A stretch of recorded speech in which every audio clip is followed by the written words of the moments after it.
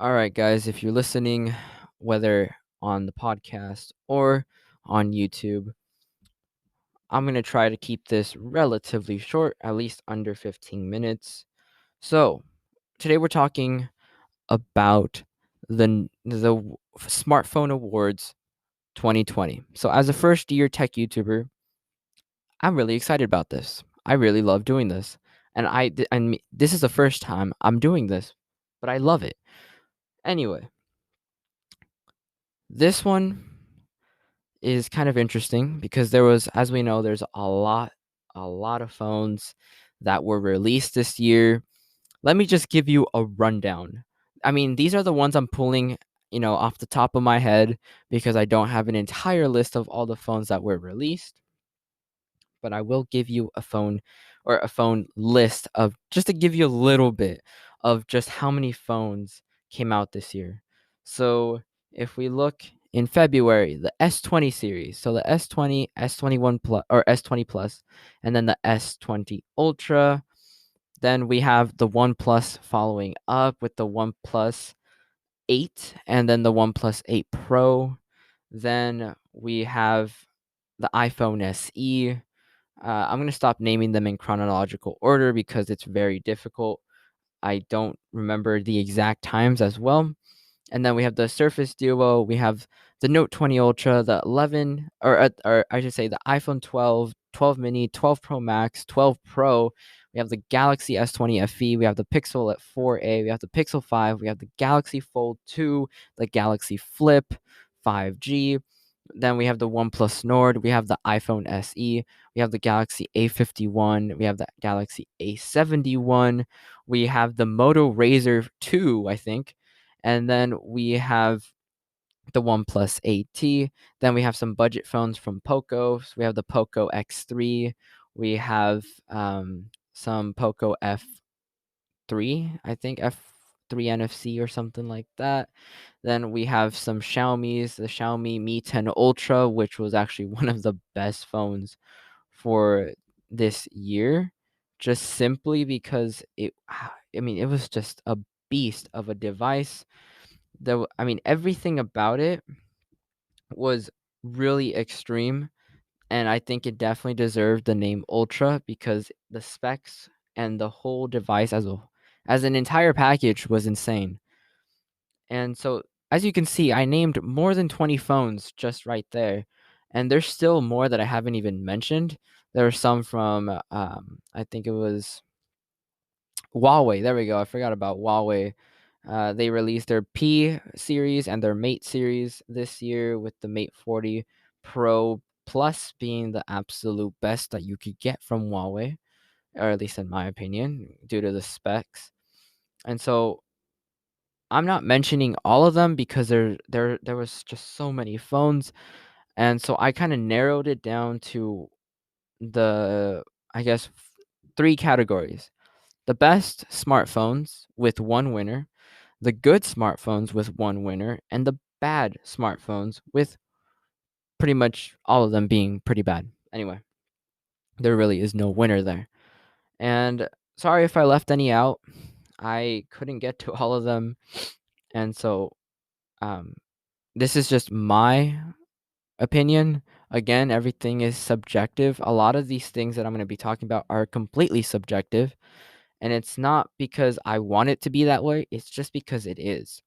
When it comes to Android as a whole, I think everyone's subjective on what they like. Some people like stock Android, others like skins on top, whatever it is, maybe just a hybrid of those two. And when it comes to iPhone, well, it really just is iPhone, so you can't really have a preference unless you're choosing between iOS and Android because they are two different platforms, but they both are very, very well built.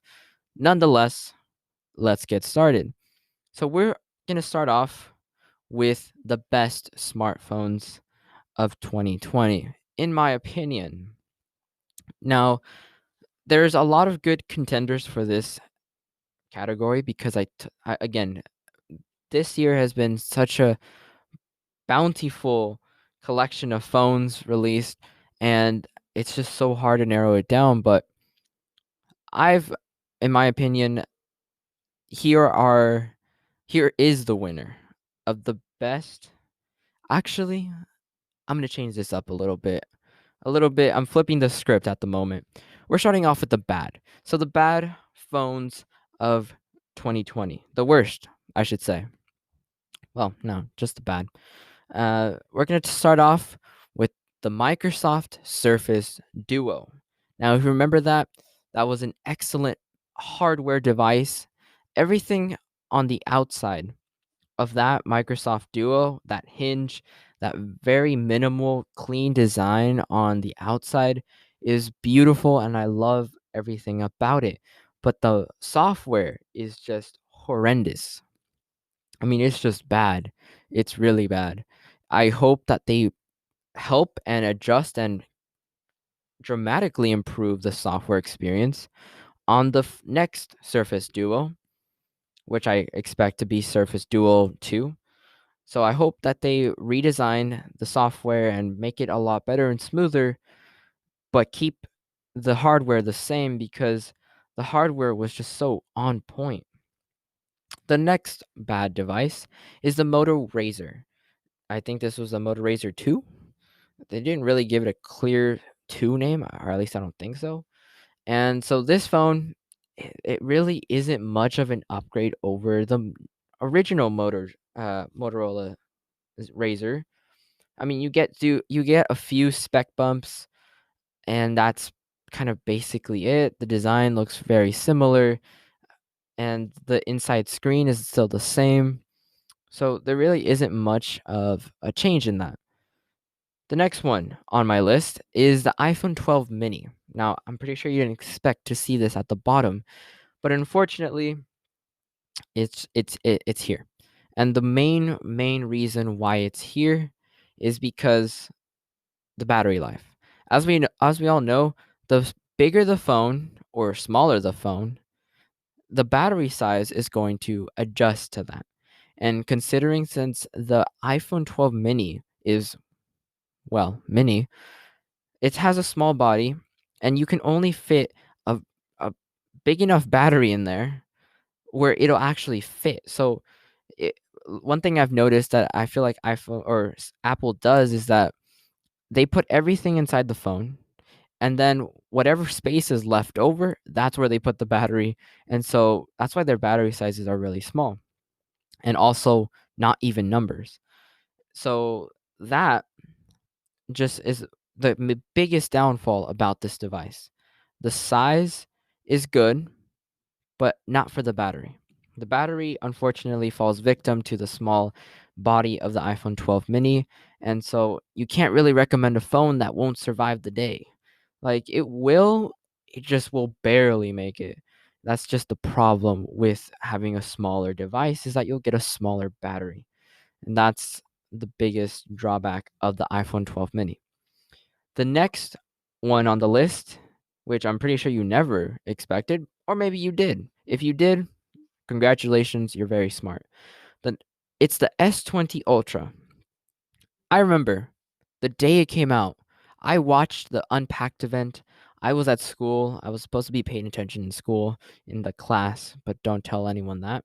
Sorry, mom, and sorry, dad, if you guys are listening. But I was really excited. I wanted to watch it, and I streamed it from inside the class. And I remember as soon as they started talking about the S20 series and then they showed the phones, I was in shock because they were beautiful. And then they started talking about the specs. And then at the end, they showed the prices, which again left me shocked because they were very, very heavy in price. And some of them still are. But the point here is that when the S20 Ultra came out, all the specs 108 megapixel sensor, the cameras were really heavily marketed, and that's where it failed the most. So, and you also had 8K recording, you had 100 times zoom, you had all of these things, and also that massive camera bump. And it was not the prettiest phone. It's one of the ugliest phones of 2020. I'm not gonna lie. The screen looks good, just the backside looks horrible. And this is why I'm putting the Note or the S20 Ultra in here. The S20 Ultra is fantastic in almost every other area, but the cameras fail miserably. The one area where Samsung was just all out marketing the camera because they said it was the camera that would change photography. No, it wasn't. It missed the target by a long shot. And this is coming from a Samsung user. I love Samsung, but man, they screw up sometimes, and not in the and they screw up bad sometimes. So the S20 Ultra is definitely on the list for bad. The video was horrible when it came to focusing. Pictures were out of focus whenever you would take a photo, whether close up or just in general from a relatively normal distance. It just wasn't a good performer when it came to the camera. And it was because of the hardware. Nothing could be done through software. It was very minimal with the fix through software. But again, that was a massive fail on Samsung's part, but they did learn their lesson with the S20 or the Note 20 Ultra. The last one on my list for the bad is the OnePlus 8T. Now, it's not a bad phone. I mean, if you are coming from an older device, say 2 years ago or 3 years ago, this will be a pretty nice upgrade. But it it still falls short in a lot of areas. One of them being it doesn't have reverse wireless or wireless charging or reverse wireless charging. It doesn't have an IP68 rating or any IP rating, and it really has no value to a customer who is coming from the 8 or 8 or the 8 Pro. And there's really no reason to get this. It's like the ugly middle child that no one is going to really talk about. And so that's what it turned out to be. It's not that it's not a good phone. It is a good phone. It's just not a good value phone. And I can't recommend a phone like that just because it's just not worth it. It really isn't. It's just a good phone, but only if you're coming from like 2 years or maybe 3 years ago, and maybe even 1, and that's pushing it. But still, just not a good value phone.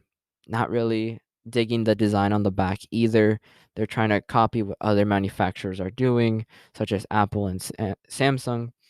And now Huawei follows their own path. But anyway, so that was the biggest problem with the OnePlus 8T, just not good value. So now we're moving on to the good phones. Here we have 5 phones. We have the Pixel 5, the OnePlus Nord, the iPhone SE, the Galaxy A51, and the Galaxy A71. Now, I will say that there is a winner, and that's the OnePlus Nord. I remember when there was a bunch of rumors of, talking about the OnePlus Nord and how it was gonna, make a huge impact when it came to the mid-range market, and it did. I mean, that phone offered very good value specs. I believe this phone was around $500, if I'm not wrong. Let me search it up. So the OnePlus Nord, yeah, it was around $500. Currently, it's on the market for around 450, somewhere all the way up to, or I should say, 380 to around $450. It's kind of messing around with the 400s there, but it's still a very good value phone. What it brought to the table was a pretty, very, very competitive uh, specs and battery life. So you are going to get a pretty well-rounded device with the OnePlus Nord. Now, the iPhone SE, the reason why it didn't win was its outdated design. It has big bezels. It has a bad display. It has a small battery, and that's pretty much it. Those were the 4 reasons why the SE didn't win. I mean, the design, I guess you could deal with it, but the screen is just not. I'm not having it because it's an IPS LCD display, and so you aren't getting good colors. You aren't getting good viewing angles. You're not gonna get the best display on a phone. And I get it. It's $400. That's what that's what Apple wanted to get more people in that budget range to come to iOS. and that did work for them. It was very good, it was a good business move, but as a whole, it just didn't win the winner for the good, but it's still under the category of a good phone. So I would get it if you want iOS on a budget, you could go for it. I wouldn't personally get it, but if you want iOS on a budget, that's something that you can go for. The next one, why it didn't win, which is the Galaxy A51, which is actually the device that I have. This phone is excellent in almost every way. The cameras fall a little bit short when it comes to detail in video um or at night especially, but it still holds its own very well even right now. It still does very, very good when it comes to pictures and video. It's just that there are some instances where it falls a little bit short. But the main drawback for me was the weak processor. Everything about this phone would have been so much better, even though it already is such a good experience. It would be a lot better if there was a better processor in it. If the processor would have been upgraded to a 700 series processor, I would have never complained about this phone at all because everything about this phone is completely good. The fingerprint sensor, not everyone likes it, but for me, it works pretty well. I'd say 8 or 9 out of 10 times it works fine. But some people still have their problems, so take it for what you will. And so for me, the reason why I didn't win the good category, it still is that good category phone. It just didn't win. It wasn't the winner of the category. The reason why it was because of the weak processor. That was the main drawback for me. That was just the Achilles heel, if you will. The next one, the A71, the reason why it didn't win is because it was slightly, I wouldn't say overpriced, but it was slightly too expensive compared to what the Nord was offering. And so the Nord was offering at $500, and it was offering a lot of good things. And the A71 just wasn't there. The A71 was, I believe, $600. And so for $100 more, you're not really getting anything really that much better. So the Nord just hit that sweet spot in between the A51 and the A71 where it outcompete both. It was a little bit better when it came to the processor compared to the A51, but it wasn't as expensive as the A71. Now the A71 is still a pretty good priced phone. It just got beat by the OnePlus Nord. Now, the last one on the list is Pixel 5.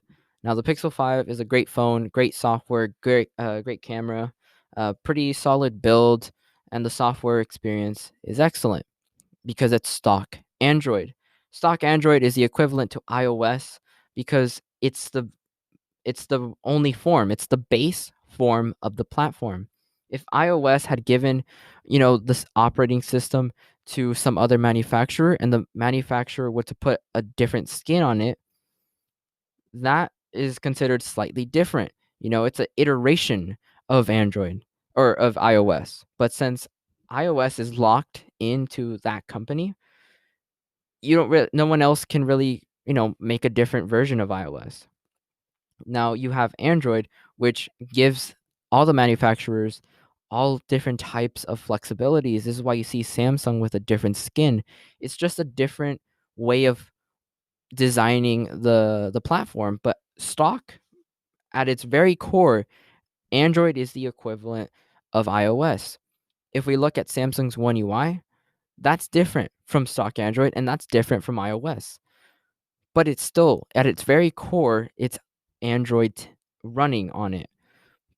But if we look at Android in its very stock form or its pure form, it runs just as well as iOS. It runs very well. I mean, you could not get that phone to miss a beat. You just couldn't. Stock Android is just so fluid. You just can't mess it up. You can't make it trip. It's too good of a software. And I would love to see it, move to Samsung while still keeping that that design that I've liked and also the features from Samsung. Because you can still other manufacturers can still implement it. But the Pixel 5 overall was a very good phone, and the reason why it didn't win was because it was too high of an asking price of around $800, I believe, or $700, and so it just didn't offer the features or the flexibility, camera wise, and it just didn't offer that much for its price tag. So again, the OnePlus Nord winning out because of value. Now moving on to the best categories, we're almost done. So I did not reach my goal as it's currently 20 minutes in. Hopefully we can get it done before it hits 25. So the best smartphones of the year is the Galaxy Fold 2, Pixel 4a, Galaxy S20 FE, iPhone 12 Pro Max, Xiaomi Mi 10 Ultra, and the Galaxy Note 20 Ultra. Now, for me, the best phone of 2020, wait for it, it's the Note 20 Ultra. Now, I will tell you my reasons. The Note 20 Ultra has, again, the 108 megapixel camera, but this time it's improved with the laser autofocus on board. It also has an elegant design on the outside, from the back and on the front with that curved display. Very nice screen to body ratio. You have small bezels, that little hole punch in the front, and on the back side you have those elegant rings around the glass of the cameras, and I love it. Just the whole thing about it is very elegant and very, you can tell it's worth a lot. And when it comes to the design, you're definitely getting what you paid for because you paid a premium and that phone is premium. The build, everything about it is premium. And another reason why I chose it is because it has the S Pen. No other phone has the S Pen. I mean, there are phones that have a stylus like the LG Stylo. I don't even remember what the name was, but the LGs, they have their own little kind of rip-off Note version, in my opinion. Um, it's for people who just want an accessory along with it and don't really expect anything much more. With the S Pen, it's more than accessory. You can write notes. You can do these air actions, which I would not do in person because it's really awkward and weird. But the fact that you can do that because it's Bluetooth is pretty cool. You also can take pictures, like if you are at a family reunion and you want everyone at the photo and you only have that camera, but it's not like you can just take a picture and then run. Obviously, you can set the timer, but why have the timer when you can have the S Pen and just hide it behind your back and, put yourself in the family photo and then just press on the little button that the S Pen has and take the photo. It's very simple. It's very nice. And it's just a very nice phone. It's a very fun phone, very customizable, very, very fast as well. I mean, this is the phone for the workaholics, for the people who want a powerhouse of a phone, whether it's gaming or actual work. You can do both. You can have this as a computer. And I mean, there's just so many things I could go on and on about it, but I'm not going to. The next one, so here are the runner ups or honorable mentions. The iPhone 12 Pro Max didn't win, or none of these other phones did win the best phone of the year, but I will give you their perks. So the iPhone 12 Pro Max, very nice premium build. You have that LiDAR sensor to help with depth. You have a pretty good video. You have great camera shots for photos. You have a lot of great things like night mode and all of that. And you have the thing that people like, which is iOS, the whole system of it. And that's great. The next one, um, for me, or actually, I should say that I don't really want to name the negatives because there really is not much. I mean, you can't really customize the 12 Pro Max. Then again, that's the thing with iPhones as a whole, but just for me, wasn't the winner. The next one is the Galaxy S20 FE. This one didn't win just because it lacked that premium build, but when it came to value, it definitely earned a spot there. This thing was everything that the S20 was, just with a cheaper price tag. And this also made the Note 20, the regular Note 20, the base model, the plastic back, 60 hertz display. That phone was just a complete disaster. And so the S20 FE was everything that the Note 20 was gonna be or wanted to be. And so S20 definitely was excellent. The other one is the Pixel 4a. The only reason why it's on here is because of its good camera system and its great software experience, but everything else about it I find incredibly boring and incredibly horrible. When it came to design, I just don't like the design. I don't like how it looks on the back or on the front. It's just a very dull phone. It but it works excellently. So I will give it that. For and also lacks premium build materials, but for 350 or 399, I can't really complain too much. The next one is the Galaxy Fold 2. That phone was the first folding phone, or actually the second folding phone, the second iteration of it, and they really improved it. So it's definitely won the most improved category. So Galaxy Fold 2, foldable, it has a big screen on the front and a bigger screen on the inside with 120 hertz, so making everything a lot smoother. And all of this is just very, very nice to have. And it's just a beautiful phone, very well built, a little bit chunky, but nothing really to complain about. The next one is the Mi 10 Ultra. This phone was the extreme 120 hertz, 120 hertz touch response rate. We have 120 times zoom. I think we have 108 megapixel camera as well. We have 4 or 5 cameras on the back of this device. It has a 5,000 milliamp hour battery. I mean, this thing was just insane, and the fluidity of this device, despite it not being stock Android, it is so much smoother. It's just as smooth, if not smoother, than iOS, and that is saying a lot. I mean, the Mi 10 Ultra skin, even though it runs on Android, it they have their own skin on top of it, but it runs so smoothly and fluid that it I think it's smoother than the iPhone. It's just so fluid and so smooth, and it's just ridiculous what Xiaomi has done with this phone. This is why I believe this one has done the best when it comes to the naming, which is the Mi 10 Ultra, and it definitely deserves that Ultra name. But the reason why I didn't win was because it has a pretty bad design on the back. Um, and just in general, I didn't really like the whole design as it was. And I mean, there's really not much else I can fault it for, because it was almost perfect just because of that. And I know this is completely subjective, but the fact that the S Pen and the better design, that those two factors were the ones why the Note 20 Ultra won over the Mi 10 Ultra, because the Mi 10 Ultra looked like it was gonna win, but it was very, very close. It was those two things again. It was completely subjective. So you can do whatever you want, or you can think whatever your opinions were. So let me know down in the comments what you guys think. Personally, these are my opinions. Everything is subjective, so forgive me for that. It's just what it is. These are my opinions. I want to hear yours. And that was it. So I hope you guys enjoyed. I will see you guys in the next one. This is the podcast for my YouTube. So hope you guys enjoy. Go check out the previous episode. Have a great one.